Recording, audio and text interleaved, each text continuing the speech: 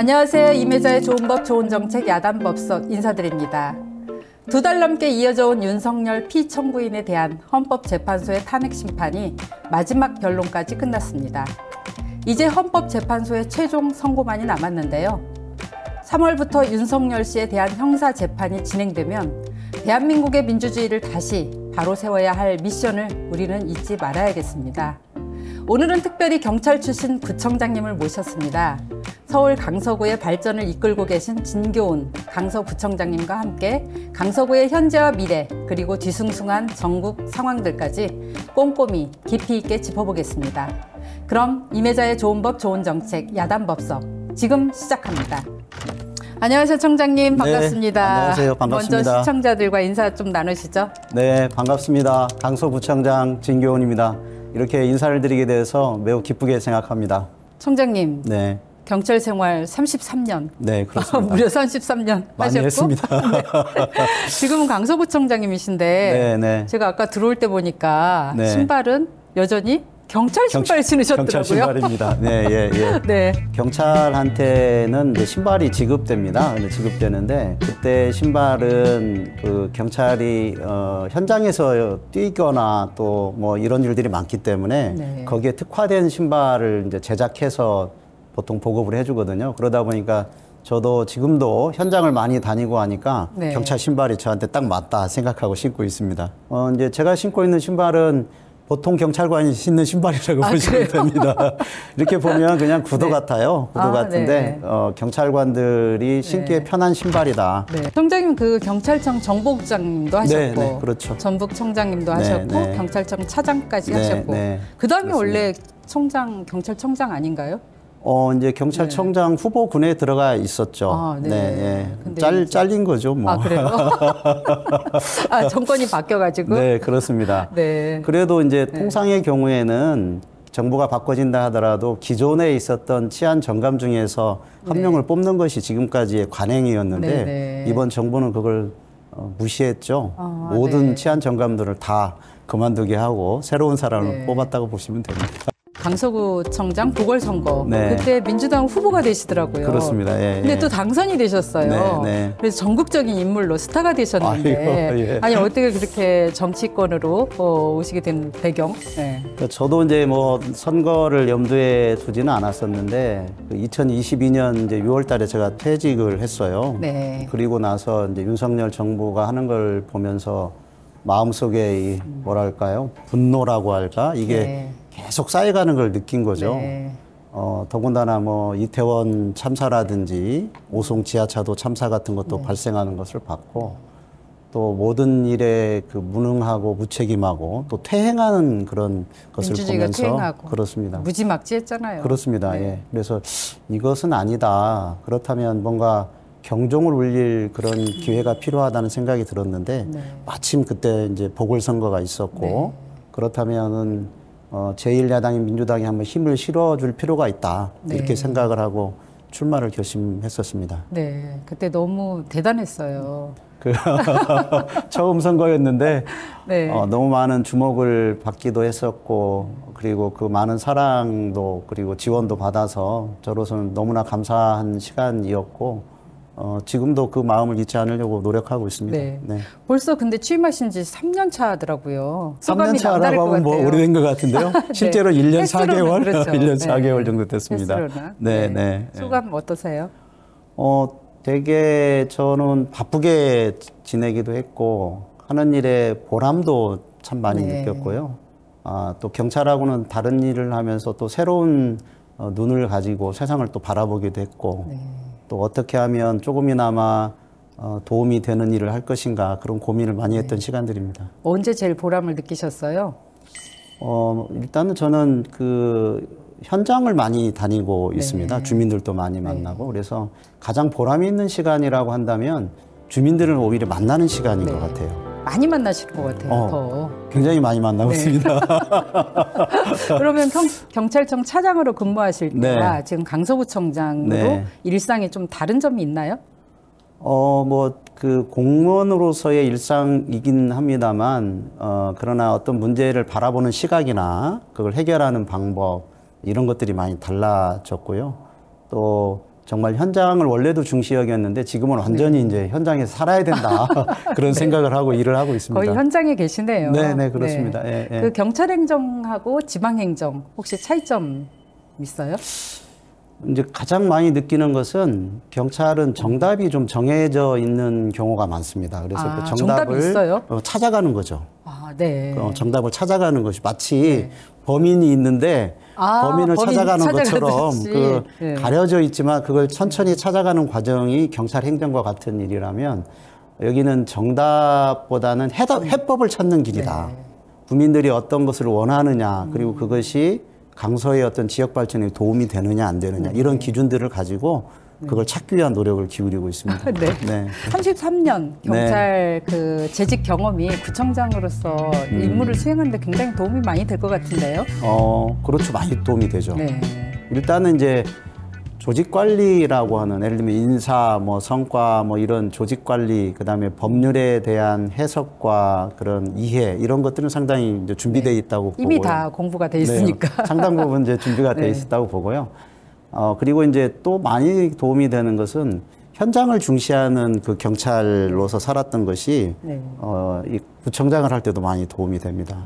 그래서 어떤 문제가 있으면 늘 현장에 나가서 만나려고 하고 문제가 무엇인지 직접 확인하려고 하는 것이 몸에 배어 있습니다. 혹시 우문현답이라고 아세요? 그러니까 갑자기 저는 현문우답이 생각났어요. 현장의 문제는 우리에게 답이 있다. 저희는 우문현답이라고 했어요. 우리의 문제는 현장에 답이 있다. 맞습니다. 요즘 워낙 그거를 많이 맞습니다. 우문우답, 현문현답 맞습니다. 저희 경찰할 때도 그런 그 화두가 있었어요. 우문현답. 제대로 실현을 하시는 거네요. 그런 셈이죠. 많은 도움이 되고 있습니다. 그 원래 강서구에 오래 사셨더라고요. 19년? 그렇죠. 지금 한 20년이 넘어가고 있네요. 특별히 강서구에 더 많은 이해, 더 많은 관심, 사랑 이런 게 있을 것 같은데 구청장 취임하신 이후에 특별히 이렇게 좋은 정책으로 펼친 자랑하고 싶은 정책 딱 2가지만 소개해 주세요. 일단은 이제 그 어르신 일자리를 확충하는 게 저는 굉장히 중요하다고 생각을 했습니다. 그 쉽지 않은데 어르신 일자리. 맞습니다. 근데 대신 그분들이 이제 일을 통해서 활력도 찾고 건강도 찾고 사회로부터 고립되지 않을 수도 있다는 점에서 어르신 일자리 굉장히 중요하다고 생각을 해서 바로 취임하자마자 어르신 일자리 전담팀을 구성을 했고요. 그래서 많이 만들었어요? 일자리를 제가 취임했을 때 한 3,566개의 일자리가 있었는데 지금은 이제 5,433개까지. 엄청 많이 만드셨네요. 한 2년 만에 52% 정도를 높였습니다. 또 하나 말씀드린다면 강서구가 산이나 이 공원이 많은 곳이에요. 우장산. 우장산, 봉제산, 이런 산들이 많죠. 그래서 저희가 그 많은 분들이 이렇게 요즘에는 맨발로 걷는 힐링 황토길 몇 년 전부터 황토길 엄청 맞습니다. 유행했어요. 저도 잘 걸어요. 그런 길을 지금 많이 만들고 있습니다. 그래서 아마 최근에 만든 길이 한 2km가 넘는 그 황토길을 만들어서 요즘에 많은 분들이 거기를 다니고 있어서 그것도 저로서는 참 보람이다 이렇게 생각하고 있습니다. 강서구에 사실 핫플레이스가 요즘 마곡지구 많이 그렇습니다. 뜨잖아요. 이게 이제 서울에서 미래형 비즈니스 중심지로 뜨고 있는데 마곡지구 관심이 좀 많더라고요. 현재 어떻게 변모하고 있는지 소개 좀 해주세요. 이제 원래 마곡이 이제 그야말로 첨단 클러스터로 구성이 돼 있고 R&D 그 연구소나 이런 게 많이 들어와 있지 않습니까? 근데 거기에 더해서 최근에는 이제 마이스 단지가 이제 들어섰죠. 그래서 마이스 단지까지. 그렇습니다. 그래서 마곡 코엑스도 지금 개관을 했고요. 또 대규모 그 비즈니스 빌딩이 들어서서 요즘에는 마곡을 서울의 4대 업무 단지라고 표현을 합니다. 4대 업무 단지요? 그래서 이제 강남, 여의도, 도심권에 이제 마곡 이렇게 해서 4대 업무 단지라는 표현까지 쓰고 있죠. 그럼 마곡 그 지구 개발되면서 강서구 발전에도 굉장히 영향을 많이 미치겠어요? 그렇습니다. 전체적으로 이제 서남권의 경제 중심지라고 하는 평가를 받기도 하고 있고요. 앞으로도 그 잠재력이 많이 있기 때문에 마곡을 중심으로 한 강서구의 발전 가능성은 매우 높다 이렇게 말씀드릴 수 있습니다. 강서구에 또 이렇게 핫플레이스도 있지만 핫 이슈도 많습니다. 사실은 전세 사기 피해 가장 많은 데가 강서구였거든요. 근데 어쩐 일인지 구청장님 취임하신 다음에 결과를 봤는데 맞습니다. 예. 관악구가 1등이고요. 네. 2등이 강서구더라고요. 네. 한 1118곳 정도 되는데 빌라왕 네, 네, 그때 그렇습니다. 사건도 네, 강서구였잖아요. 전국 최초로 전세 사기 피해 지원 조례도 네, 제정하시고 네, 네, 네. 또 전국 최초로 전세 사기 피해자 전수 실태 조사도 네, 그렇습니다. 하셔서 예, 이 뭐 전국 지자체 네. 또 정책 우수상도 받으셨던데 예, 그 그렇습니다. 내용 좀 잠깐 소개해 주세요. 저희들로서는 좀 아픈 부분이긴 합니다만 전세 사기 피해가 더 이상 발생하지 않도록 하는 것이 매우 중요하지 않겠습니까? 그래서 과연 무엇이 문제인가를 짚어보는 것이 중요했기 때문에 전세 사기 피해자에 대한 전수조사를 실시를 했고 그 결과를 토대로 피해자들이 모인 가운데 같이 대책에 대한 논의도 했었고요. 그때 나왔던 다양한 문제와 대책들을 국회와 그리고 국토교통부 등 관계기관에 다 전달을 했었습니다. 그리고 거기에 대한 언론의 관심도 뜨거워서 전세 사기의 문제에 대한 다시 한번 사회적 관심을 불러일으켰는데 어느 정도 좀 성공했다 생각을 하고요. 그 이후에 전세 사기 특별법 개정이라든가 또 네. 국토교통부의 여러 가지 대책들이 많이 좀 나왔다는 점에서 저희들이 그런 기여를 했다라고 생각하고 있습니다. 또 총장님이 당에 그러니까 민주당의 네. 전세 사기 특별 그 피해 대책 위원장도 맡고 그렇습니다. 계시죠. 예, 그렇습니다. 예, 예. 그럼 앞으로도 왜냐하면 제가 보니까 젊은층, 청년층 그 피해자들이 굉장히 많더라고요. 네, 그렇죠. 네, 예. 이제 사회에 첫 발을 떼고 있는데 네. 그런 피해자들 대책 또 지원할 수 있는 것도 좀 앞으로 관심 많이 가져주셨으면 좋겠어요. 네, 그래서 저희도 이제 전세 사기 피해 사례집도 책자로 발간해서 여기에 관심이 있는 또 여기에 대한 대책을 마련하는 모든 그 부처나 또 관계 기관에 다 보내기도 네. 했고요.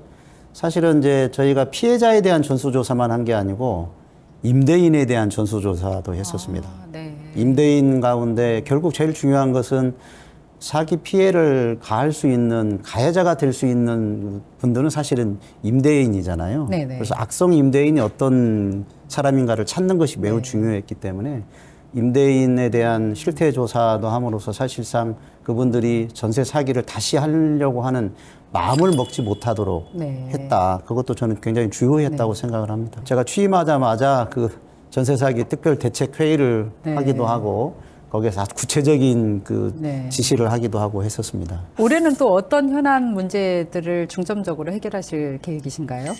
지금 강서구가 많은 현안이 있습니다만 이제 고도 제한 완화, 김포공항이 있기 네. 때문에 고도 제한 완화 때문에 사실 강서구 전역의 약 97.3% 정도가 고도 제한의 영향을 받고 있습니다. 그래서 고도 제한 완화하는 문제가 무엇보다 중요하다고 생각을 하고 있고요. 그걸 위해서 지금 국토교통부라든지 또 국회하고도 계속 협력을 해나가고 있는 중입니다. 다행히 이제 국제 민간 항공기구가 있는데요, 아이카오라고 거기에서 처음 개정안이 나와서 그걸 국내에 적용할 수 있는 이제 그런 시간이 좀 다가오고 있다 생각을 하고 있습니다. 그 아이카오에서는 그 2028년까지 그것을 개정안을 전 세계에 시행하겠다라고 하는 생각을 가지고 있기 때문에 사전 준비를 잘해서 그 시행 시기를 앞당기거나 또 안전한 가운데 국민들한테 유리한 방향으로 그게 진행될 수 있도록 할 필요가 있다고 생각하고 있습니다. 네. 근데 청장님 원래 인터뷰에 굉장히 신중하셨는데 네, 오늘 네. 특별히 뉴스토마토에 출연하신 거 보니까 특별히 이렇게 하실 말씀이 있으신 것 같아요. 제가 이제 보궐선거로 당선이 되다 보니까 구정에 공백이 있었고 해서 네. 제가 빨리 그 구정에 집중하는 것이 무엇보다 중요하다. 그것이 또 주민에 대한 예의고 도리이다 이렇게 생각을 했었거든요. 그래서 인터뷰를 이제 거의 사양을 좀 하기도 하고 했었습니다. 근데 이제 최근에 보니까 뭐 탄핵을 둘러싼 여러 가지 그 과정을 보면서 저도 경찰 출신으로서 이렇게 봤던 것도 있고 해서 제가 갖고 있는 생각을 한번 말씀드릴 기회가 있었으면 좋겠다. 탄핵을 겪으면서 네.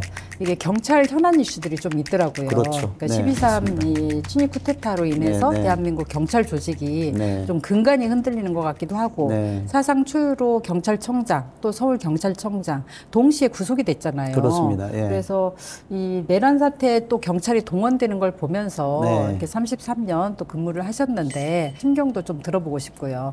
네. 너무 좀 안타깝기도 하고 또 이제 뭐 구속되었던 조지호 경찰청장이나 김봉식 서울경찰청장은 또 개인적으로 또 잘 아는 사람들입니다. 네. 네, 그래서 더 안타깝웠죠. 더군다나 이제 경찰이 어쨌든 내란의 전국에서 거기에 일부 역할을 담당했다는 것은 더더군다나 좀 안타깝다 생각을 했고요.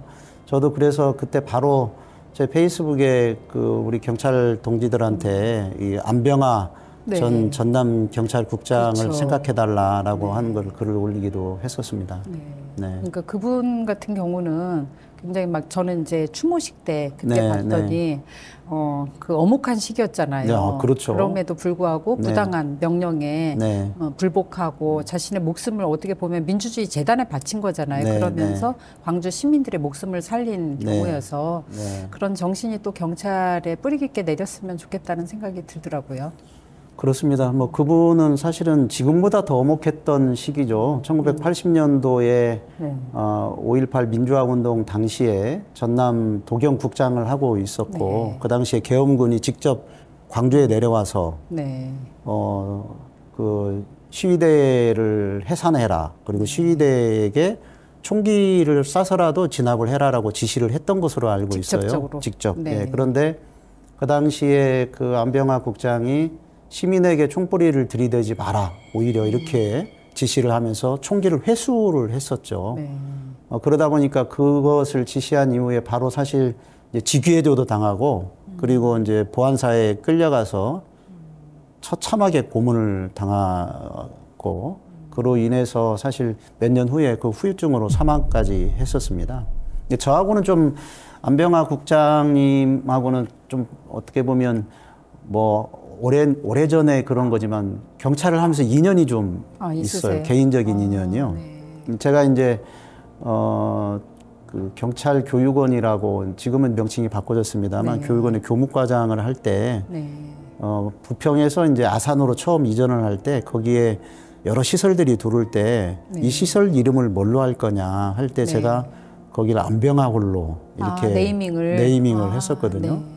그 당시만 해도 안병하가 누구지? 이럴 때였는데 그때 안병하라고 하는 이름을 네이밍을 했었고 그리고 나서 그 이후에 이제 안병하를 이제 바로 보자라고 하는 움직임이 있어서 결국은 이제 2017년도인가에는 치안감으로 추서도 되고 오히려 경무관이었는데 한 계급 높아지기도 하고 또 2022년도에는 그 의원 면직 처리된 것을 다시 취소도 됐습니다. 그래서 내부적으로 민주경찰의 상징, 민주경찰의 영웅으로 이렇게 자리를 잡았죠. 근데 마침 제가 경찰청 차장을 하던 2022년도에 그 의원 면직이 취소되면서 그 유족들에게 급여를 다시 지급해야 되는 그런 일이 있었는데 제가 마침 유족들을 만나서 그분들한테 그 급여를 지급했던 적이 있어요. 그래서 그때도 제가 안병하 홀이라고 하는 이름을 지었던 장본인 중에 한 사람입니다. 이렇게 말씀을 드렸더니 되게 고마워하시더라고요. 진짜 인연이 많네요. 네, 그렇습니다. 아니 이번 경찰 그 내란 사태에 그 동원된 경찰 보니까 3,000여 명 정도 되더라고요. 근데 사실은 저희가 알던 경찰은 어떻게 보면 민주주의의 최후 보루 같은 그런 인식이 좀 있잖아요. 그래서 뭐 청장님은 더 심경이 좀 복잡하겠다라는 생각이 들었어요. 그러니까요. 사실 그래서 이제 그런 위법한 부당한 지시에 대해서 거부할 수 있어야 된다. 근데 그런 점에서 안병하 전 국장님 같은 그런 민주경찰의 영웅 같은 분을 다시 보고 또 바라봐야 된다. 이런 생각을 다시 한번 하게 됐고요. 사실 많은 경찰관들이 동원이 됐다고 하지만 그 많은 경찰관들이 현장의 상황이 어떤 것인지 잘 이해 못한 가운데서 지시를 받고 움직였고 이것을 이제 지시했던 뭐 경찰청장이라든가 또 더더군다나 이제 대통령 윤석열 지금은 내란의 책임자가 됐고 탄핵의 피청구인이 돼 있습니다만 윤석열의 책임을 묻지 않을 수 없다 이런 생각이 다시 한번 듭니다. 그 내란 사태 수사하는 과정에서도 경찰청의 국수본, 공수처, 그다음에 검찰 이제 네. 각각 수사를 진행했잖아요. 네, 네. 이 과정 지켜보시면서 좀 문제점이라든가 아니면 개선 방향 뭐 이런 네. 평가 좀 해주세요. 그래도 이제 만약에 그 문재인 정부 때 사실은 이제 국수본도 처음 만들어졌고 그렇죠. 공수처도 공수처도 만들어졌고 그때 이제 만들어졌죠. 그러면서 세계 기관 간에 그런 그 권한과 역할을 분담하는 일이 있었습니다만 저는 그래도 한편으로 참 다행이다 생각을 합니다. 왜냐하면 그것이 만약에 없었다면 과거의 방식대로 수사가 진행됐다면 검찰에서 특별수사본부를 꾸리고 거기에 경찰은 파견돼서 그냥 작은 역할을 담당하는 정도로 진행이 됐고 그럼 검찰이 모든 사건을 수사를 주도하고 기소까지를 담당했던 것으로 이렇게 됐을 겁니다. 네네. 그랬다면 지금과 같은 그래도 현직 대통령을 체포하는 일까지 과연 진행될 수 있었을지 네. 좀 그런 생각도 해보게 됩니다. 국가수사본부가 그래도 현직 대통령에 대한 체포 과정을 굉장히 주도적으로 진행했던 것을 지켜보면서 그래도 그러면 경찰청의 국수본이 그나마 문재인 정부 때 검찰 개혁의 일환으로 그게 생긴 거잖아요. 그렇죠. 거기 국수본에서 큰 역할을 했다고 그렇게 평가를 하시는 거네요. 저는 그렇게 보고 있죠. 왜냐하면 세계의 기관이 경쟁적으로 하는 가운데서 나타난 문제도 분명히 있었을 수 있죠. 그렇지만 그렇기 때문에 그래도 현직 대통령에 대한 내란 혐의에 대한 수사가 진행될 수 있었다. 이 정도까지 저는 그나마 그렇게 봅니다. 수사와 기소가 좀 분리됐고 국수본이 들어가 있기 때문에 그게 가능했다. 그렇습니다. 네. 그래서 이제 다음 정부에서도 결국은 그 검찰 개혁이 다시 한번 화두로 저는 등장할 수밖에 없다 생각을 하고요. 그렇다면 그 검찰 개혁의 방향성은 역시 수사와 기소를 어떻게 분리하고 수사기관 간의 역할과 권한을 어떻게 분담시킬 것인가 그쪽에 초점이 맞춰줘야 될 것이다 이렇게 생각하고 있습니다. 또 청장님 오늘 검찰 개혁의 방향성까지 이렇게 또 말씀을 해주셔서 감사합니다. 제가 그 업무도 한번 한 적이 있었습니다. 아, 그래요? 네. 예.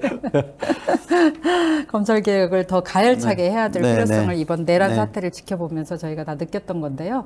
최근에 또 경찰 고위직 인사에 대한 논란이 좀 있었어요. 네. 그러니까 서울청장을 직무대리를 임명을 해버렸잖아요. 네. 그러니까 이제 탄핵 심판이 진행되고 있는 이 혼란한 틈을 타가지고 무리하고 부적절한 인사다라는 이렇게 비판이 나오는데 여기에 네. 대해서는 어떻게 생각하세요? 저 역시 무리한 인사라고 생각합니다. 네.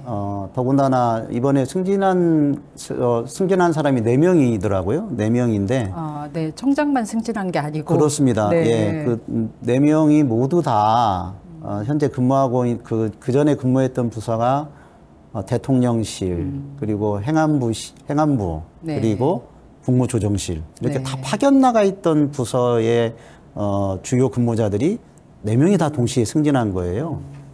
그래서 이런 경우는 사실 경찰 인사에서 보기 드물다. 네.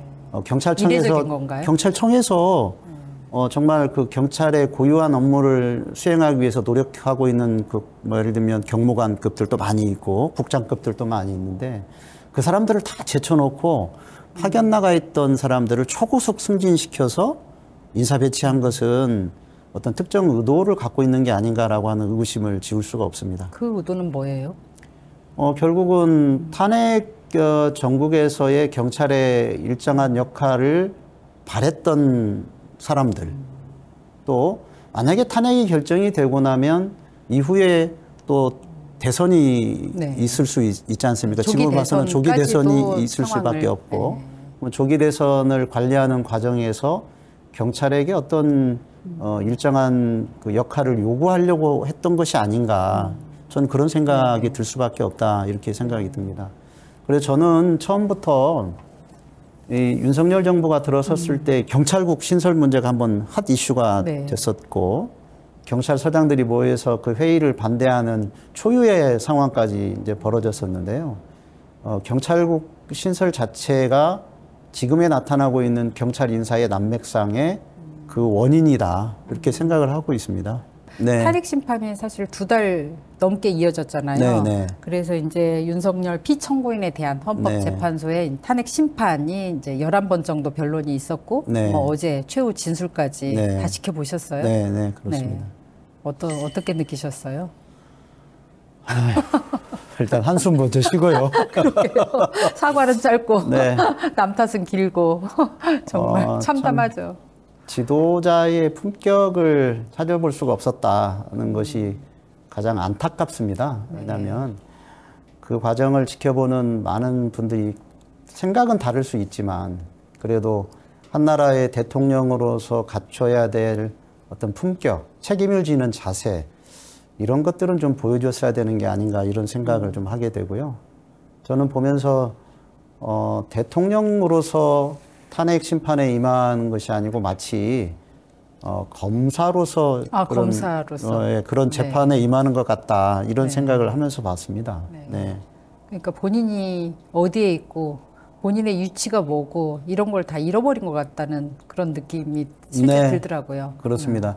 이제 검찰이나 이제 경찰, 특히 검찰에서 그런 이야기들을 많이 했습니다만, 그 검찰에서는 수사를 받는 사람한테 이제 그 어떻게 해라라고 조언할 때, 1토, 2부, 그 다음에 3백이라는 소리를 합니다. 뭐, 많이들 회자도 됩니다만, 첫 번째는 무조건 도망가라. 두 번째는 무조건 부인해라. 세 번째는 백을 써라. 백을 써라. 이렇게 보통 이야기를 1도, 해요. 2부, 3백. 네, 그렇게 이야기를 하는데 저는 2부라고 그래서 저는 부인을 생각하라 그건 줄 알았어요. 또 김건희만 생각하니까. 또 그것도 해당될 수도 있겠네요. 근데 보면은 이 윤석열 이 탄핵 심판에 임하는 과정을 보면 그 전부터 보면 그대로 지금 적용되고 있다. 1도, 2부, 3백. 1도는 어디로 도망가냐면 경호처 뒤로 숨었죠. 그렇죠. 나를 막아라. 막 이렇게 했으니까요. 두 번째는 2부는 지금 다 보고 계시지 않습니까? 그렇죠. 아니 그렇게 지시를 받은 그 경찰의 지휘부, 그다음에 군 장성들, 또 심지어 그 밑에서 동원되었던 수많은 그 군인 간부들과 경찰들이 다 알고 있고, 그리고 모든 과정을 우리 국민들이 실시간 봤는데 정말 그런 적이 없다. 이렇게 이야기를 지시한 적이 없다. 체포에 채도 꺼내지 않았다. 이렇게 이야기를 하지 않습니까? 이건 부인이죠. 그러면 거기에 동원된 경찰들은 뭐냐고요? 그러니까요. 그리고 세 번째는 보통의 경우에는 백이라고 하는 게 예를 들면 전관 뭐 변호사라든가 뭐 이런 경우도 이제 백 중에 하나죠. 근데 제가 보기에는 지금의 백이 뭘까? 지금 저는 그런 생각이 들었어요. 뭐냐면 자기를 지지해 줄 수 있는 정치 세력들에게 계속 메시지를 보내는 거. 극우 유튜버 보면서. 그렇습니다. 저는 그것이 지금의 마치 백 같은 것이다. 자기에게는 나를 지원해주는 이런 정치적 세력들이 있다라고 하는 걸 보여주는 거. 그래서 저는 1도, 2부, 3백이라고 하는 것이 지금 그대로 탄핵 정국에서 나타나고 있다. 이렇게 생각이 듭니다. 그리고 그것도 백인 것 같아요. 헌재 출석하면서 호송차를 타는 게 아니라 경호차 타고 했다고 윤건영 의원 말씀하시더라고요. 그런 뭐 그런 것부터 경호처 문제가 나와서 참 말씀드리지만 이해할 수 없다고 하는 여러 가지 언론에서도 지적이 있었습니다만 김성훈 차장에 대한 그 경찰의 영장이 3차례나 기각됐다고 하는 것은 도저히 이해할 수 없다 이런 생각이 들고요.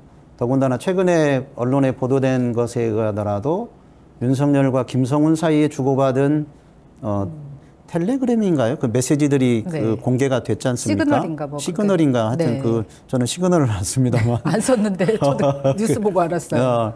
그리고 그거에도 보면은 결국은 윤석열의 그 지시를 받고 김성훈이 거기에 화답하는 그런 메시지들이 나오고 그것이 위법하다라고 하는 것을 이미 경호처 내부적으로도 그런 판단을 했었고 그런 위법한 행위에 대해서도 경호처 경호관들을 동원해서 막으려고 시도했던 것도 분명하고 또 그 이후에 비화폰의 통화 기록을 삭제하라고 지시했다라고 하는 것도 이미 여러 증언들을 통해서 나오고 있고 그렇다면 그것이 더군다나 경찰의 구속영장을 청구하는 과정에서 그런 것도 다 제출한 것으로 알고 있는데 증거인멸의 우려가 너무나 명백하다라고 하는 점에서 본다면 이것이 3번이나 검찰에서 영장을 불청구한 것에 대해서는 참 이해하기 어렵다 이런 생각이 듭니다. 좀 마지막 최후 진술 보니까 기적의 논리를 갖다 대면서 복귀하면 뭐 개헌 뭐 하고 이런 얘기도 하더라고요. 네. 국민들과 역사는 이걸 정확하게 기록하고 또 알아보고 있다라고 생각이 듭니다. 네. 저희가 또 이제 윤석열 씨 운명은 3월에 결정되겠지만 이제 헌재에서 파면이 결정되고 탄핵 결정 이후에 또 일어날 수 있는 그 극단적인 집단 행동에 대해서 우려도 많아요. 네, 저희가 그 서부지법 폭동 사태를 저희가 두 눈으로 똑똑히 목격을 해봤잖아요. 그렇습니다. 그래서 절대로 일어나서는 안 될 그런 사태가 혹시 또 재발할지 거기에다가 윤석열 또 그 극우 유튜브에 경도돼서 이런 이제 극우 편향성 집단 행동 이런 거에 대해서 청장님 어떻게 보시는지 궁금하네요. 사실 굉장히 조심해야 될 이제 부분입니다. 박근혜 탄핵 당시에도 그 탄핵에 항의하던 시위대가 헌재로 그 몰려드는 과정에서 4명이 그때 사망을 했습니다. 그래요? 네. 근데 이제 경찰하고 직접 부딪혀서 또 경찰의 공권력에 의해서 사망한 것은 전혀 아니지만 사람들이 밀려드는 과정에서 거의 압사 형태로 그때 4명이 사망을 했었습니다. 지금의 분위기로 본다면 더 심할 수도 있다. 굉장히 극렬할 것 같아요. 네, 그럴 가능성도 저는 충분히 있다고 보고요. 우파 보수 단체가 좀 더 극우화 경향을 보이면서 행동도 점점 과격해지고 있다는 점에 주목할 필요가 있습니다. 그리고 과거의 보수 우파 단체는 흔히 관제 데모라고 해서 그냥 잠깐 나와서 동원된 사람들이 데모하는 형태로 했지만 지금은 그렇지 않다. 2017년 박근혜 탄핵 이후에 문재인 정부가 들어서고 나서 소위 아스팔트에서 보수 우파들이 점점 조직화되고 또 행동화되고 의식화되었다. 그런 과정을 거쳤다라고 하는 것을 잘 들여다봐야 된다고 생각을 합니다. 복장도 막 다 군복 입고 뭐 이러니까. 그렇습니다.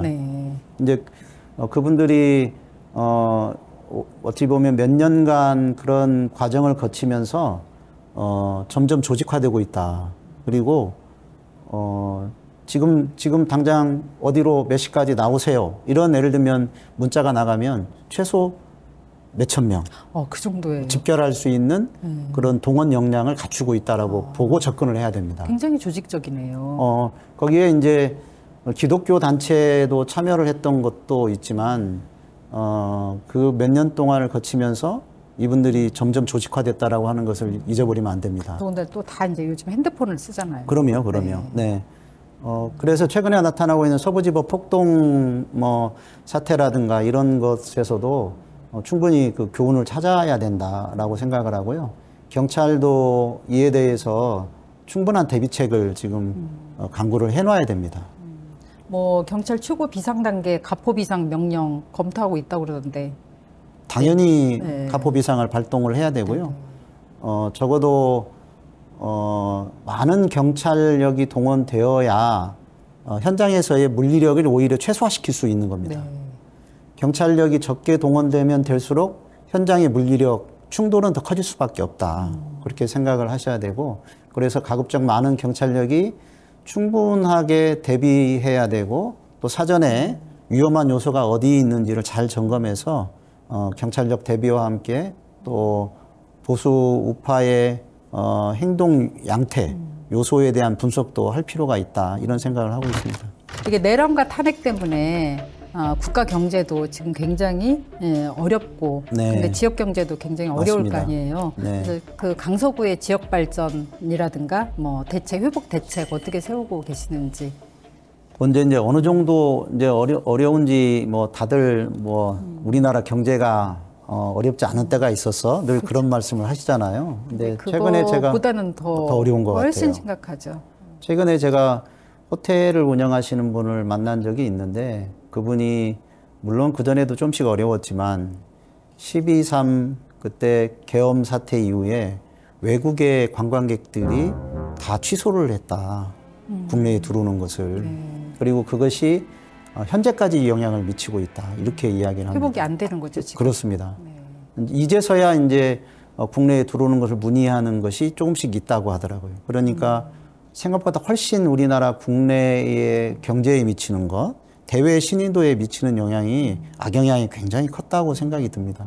그래서 저희들로서도 지역 경제 활성화를 위한 또 민생 경제 회복을 위한 여러 가지 노력들을 해야 된다 생각을 하고 있고요. 뭐 흔히 지역화폐라고 하는 네. 강서사랑 상품권도 네. 450억 규모로 발행을 하고 또 거기에 할인율도 전에 5%였는데 7%로 오히려 올려서 저희 재정이 좀 어렵거든요. 네. 그래도 최대한 해야 된다. 네. 마중물 역할을 해야 된다라고 해서 그런 노력도 했고요. 중소기업이나 또 소상공인에 대한 저희가 저리로 융자해주는 대출 자금이 있어요. 그것도 작년에 60억이었는데 금년에 80억으로 확대해서 그것도 저리 융자해주는 일도 하고 또 뭐 해외 바이어를 초청하는 수출 상담회 이런 것들도 지금 준비하고 있습니다. 네. 사실은 그런 골목 상권이 살아나야 지역 경제도 살고 국가 경제도 살잖아요. 그렇습니다. 제일 중요한 일인 네. 것 같아요. 네. 기초 단체장님들이 진짜 경제 살리기에 정말 신경을 많이 쓰셔야 될 것 같아요.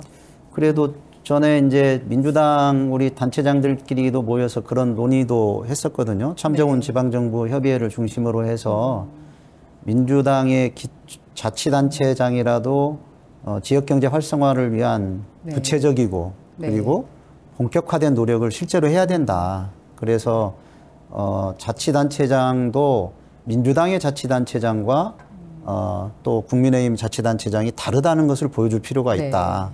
이런 저희들끼리도 그런 다짐도 하기도 하고 그랬었습니다.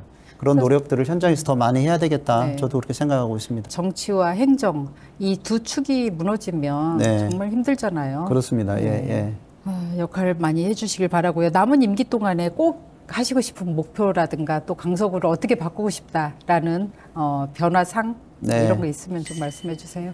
저는 이제 민선 8기 자치단체장의 비전을 함께 더하는 미래 그리고 같이 나누는 강서로 정했습니다. 함께 더한다는 것은 공생. 성장이고요. 그리고 같이 나누는 것은 균형과 복지 이렇게 저는 생각하고 있습니다. 일단 미래의 먹거리를 더 찾아서 노력을 또 해야 되고요. 또 반면에 이렇게 성장의 과실들을 우리 강서 구민들이 골고루 나눌 수 있도록 그런 노력들을 기울여야 된다고 생각하고 있습니다. 혹시 청장님이 롤 모델로 삼고 있는 분 계세요? 저는 이제 정치를 전에도 그랬습니다만 정치를 하면서는 더더군다나 김대중 그래요. 대통령을 네. 가장 어떤 면을 제일 존경하는 존경하세요?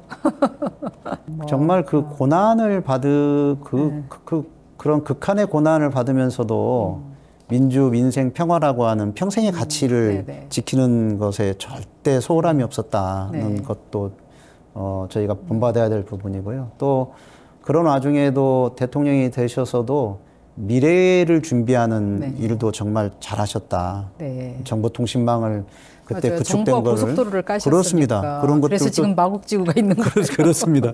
그런 것들 네. 그러면서 또 정치인으로서 자기를 사형시키려고 했던 사람들까지 포용했던 맞아요. 화합의 정신 네. 그런 것도 우리가 꼭 한번 본받아야 될 부분이다 이렇게 생각하고 있습니다. 그래서 노벨 평화상도 타셨잖아요.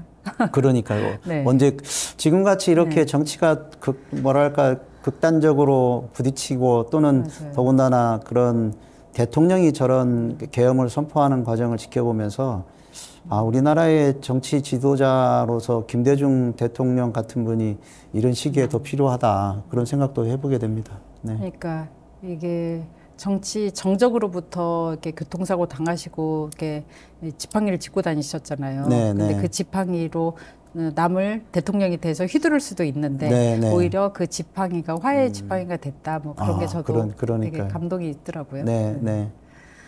청장님께서 그 강서 구민들은 네. 어떤 존재인지 정의를 한번 해주세요. 그럴까요? 화이트보드에 좀 써주세요. 다 쓰셨어요? 네, 다 썼습니다. 그러면 앞으로 한번 보여주시고, 네. 네. 설명 좀 해주세요. 요즘에 뭐 특별한 것 같은데요? 사랑의 핫쇼핑이 한참 인기를 네. 끌고 있는데요. 강서 구민은 저에게는 주인핑. 네. 강서 구민들을 주민으로 섬기고 또 네. 그렇게 강서 구민들의 목소리에 귀 기울이겠다는 제 생각을 여기에 담았고요. 네. 또 강서 구민들은 저를 일꾼핑이라고 생각했으면 좋겠다 네. 생각해서 이렇게 적었습니다. 하트까지. 하트를. 아. 네, 그래서 늘 그 처음 출발할 때의 그 초심을 잃지 않고 네. 주민들에게 봉사하고 또 지역 사회를 발전시킬 수 있는 그런 네. 일꾼으로서의 역할을 앞으로도 최선을 다해서 하겠다는 말씀을 드리겠습니다. 네. 네. 청장님 하트핑. 말씀 듣다 보니까 네. 그 사랑의 하트 청장님 인터뷰 오시면서 네. 우리 비서관님이 저한테 이걸 주더라고요. 그게 뭡니까? 이게 하츄핑 목걸이인가 네, 봐요. 네, 네, 네. 그래서 인터뷰 끝날 때쯤에 이걸 걸어주라는 거예요. 그래요? 이거 저 미션이 있어요. 이거 걸어드려야 될 것 같아요. 이거. 네. 네. 아유. 이거 네. 아유. 일꾼핑이 되세요. 어떻게? 고마워, 추. 괜찮나요? 예쁘나요? 너무 잘 어울려요. 너무 잘 그래요? 어울려요. 그렇지 네. 않아도 약간 큐티하신데. 예. 감사합니다. 네, 네. 아유, 이제 마지막으로 시청자분들께 한 말씀 해주세요. 네. 최근에 탄핵 정국을 보면서 공직자는 국민이 부여한 권력을, 권한을 남용하지 않고 국민을 위해서 올바르게 사용하는 것이 얼마만큼 중요한 일인가를 다시 한번 실감하고 있습니다. 저는 이번 문제가 헌법과 법률이 정한 절차에 따라서 평화적이고 민주적인 방식으로 반드시 해결되어야 된다고 믿고 있습니다. 또 그런 과정에서 모든 사람이 어떤 결과가 나오든 그 결과에 승복하는 자세가 우리나라의 민주주의를 한 단계 도약시킬 수 있는 그런 기회가 될 수 있다 이렇게 생각합니다. 많은 분들이 극단적인 생각과 또 생각을 버리고 이런 결정에 대해서 승복하고 같이 해주실 것을 부탁을 드리겠습니다. 오늘 진교훈 청장님과 함께한 시간, 여러분께 많은 교훈과 인사이트를 주는 시간이었죠. 내란과 탄핵의 소용돌이 속에서도 강서구는 진교훈 우리 구청장님의 빛나는 리더십과 좋은 정책으로 시민들과 함께 희망찬 미래를 향해 나아가고 있습니다. 대한민국이 다시 민주주의의 역사를 써내려갈 수 있도록 우리 모두 새로운 여정을 함께 시작해야겠습니다. 임혜자의 좋은 법 좋은 정책 야단법석이 여러분과 함께 뛰겠습니다. 오늘도 함께해 주신 뉴스토마토 시청자 여러분, 활기찬 3월 맞이하시길 바랍니다. 고맙습니다.